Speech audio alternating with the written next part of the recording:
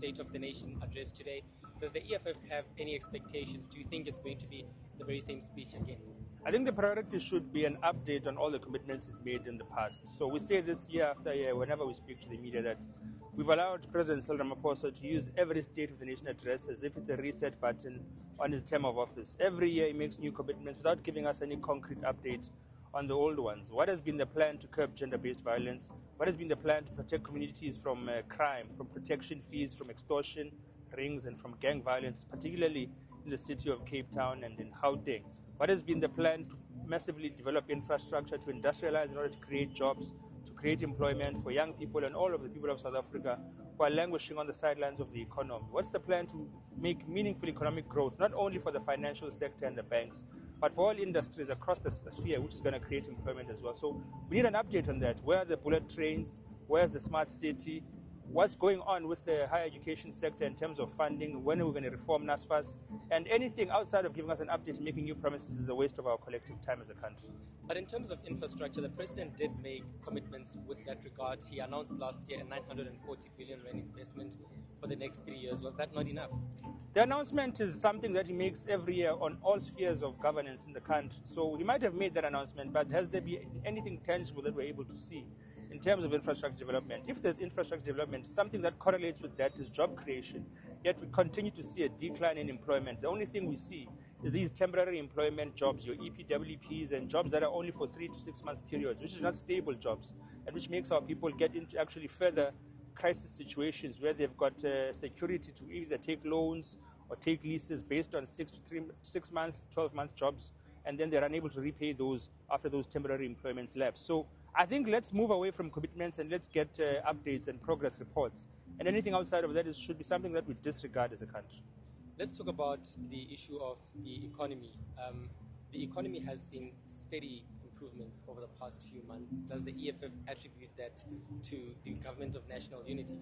With the DA specifically saying that it's because of them, because of their in cabinet, we are seeing these improvements in the economy. Do you believe that?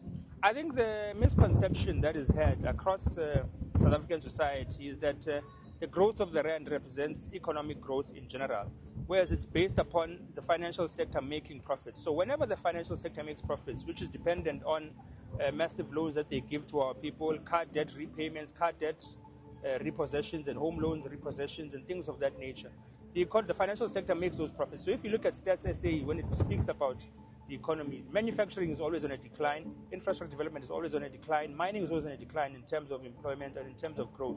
But the financial sector consistently makes profits. And if we base the economy's growth of South Africa on financial sector profits, then we're completely misguided. So I think we can attribute the growth of the strength of the rand currently on that financial sector and trade industry making significant profits for itself, but not making any meaningful contributions back into society. So I don't think the DA can claim any credit for that. I don't think the president should either. Growth in terms of the economy continues to be stagnant, continues to be below 2%, and any projections that we're going to get later on in the budget are going to prove to be false, as they always do year after year. Speaking of the budget, do you expect what happened last year to happen again this year? The budget impasse that took a number of weeks for them to resolve? I highly doubt it. I think they've found consensus on a privatization plan for state-owned enterprises, and I think water is going to be part and parcel of that. So what they do is they create a crisis, which is what they did with Eskom, which is what they did with Transnet. They collapse these state-owned enterprises, they collapse these state-run sectors of society, and then the only solution that is presented to us is privatization, and that is where we're going with water. The crisis we're seeing in Johannesburg is a man-made crisis. They failed to maintain the infrastructure there, and they've let it get to a crisis point so that the only solution is that we hand over the function of all of these state-owned state-owned enterprises, energy generation, railway net infrastructure, and now water is going to be run by the private sector, and people are going to pocket profits in that regard. So I think they've reached consensus in doing that. I don't foresee an impasse. There's rumors that there's going to be a proposed VAT increase for 2027. I want to see them try that, and of course we'll take them head on. We were in court yesterday for the fuel levy case.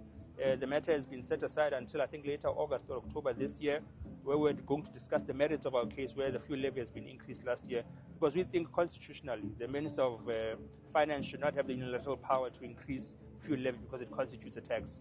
And then lastly, as an opposition party that is meant to play some oversight role for the executive, do you think there has been implementation? The plans were made at last year's SONA. Have you seen some implementation of some of the priorities? None whatsoever. Crime was one of the priorities that he said he's going to focus on. He's established a commission of inquiry, which is chaired by Chief Justice Madlanga, and then the recommendations of that inquiry has led to him establishing another task team to look into the recommendations of that inquiry. So you can see that there's no commitment to actually ever do anything. He's in a permanent consultative and inquiry phase. So I think one of the primary commitments that he made, which is to tackle crime, something he's failing on. I mean, in his cabinet now, he says that Senzo Mkhono is his political burden to bear. Sadly, he's not. He's our political burden to bear. He's our financial burden to bear, because we're paying him a salary while he's on the sidelines of governance. We're paying for his protectors. We're paying for his lodging. And remains a minister in cabinet with all of these damning allegations against him. So his commitment seems to be far more to his cronies than to any commitment he's made, specifically with crime. Our people are dying. Our people are dying of thirst. They're dying. They're not bathing in Johannesburg. Our people don't have electricity. They've replaced load shedding with load reduction. Nothing is really improving. So let's hear what he has to say tonight. Thank you so much. Sharp, sharp.